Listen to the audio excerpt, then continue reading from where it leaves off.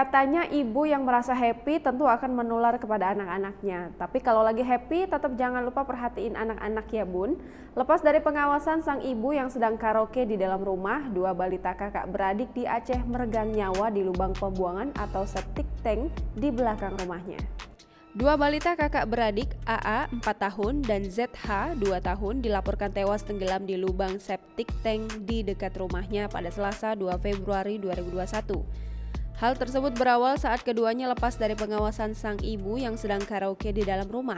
Sedangkan kedua korban merupakan warga kampung Alur Tani 1, Tamiang Hulu, Kabupaten Aceh Tamiang, Aceh. Kapolsek Tamiang Hulu, Ibtu Delian Putra menjelaskan, lubang kolam septic tank itu berada di belakang rumah korban. Saat itu lubang tersebut sedang dibersihkan. Menurut keterangan, Suhar menghabiskan waktu istirahatnya dengan karaoke di dalam rumah dengan volume tinggi. Korban baru menyadari kondisi kedua anaknya setelah dan beberapa saat tidak melihat kedua korban yang biasanya hilir mudik di dalam rumah. Suhar langsung menjerit histeris ketika melihat anaknya sudah berada di dalam lubang dalam kondisi tak bergerak. Jeritan ini didengar oleh tetangganya, Sumarlan 38 tahun, yang langsung melompat ke dalam septic tank menolong kedua korban. Dia pun membawa langsung korban ke bidan desa, namun pihak medis menyatakan kakak beradik itu sudah meninggal.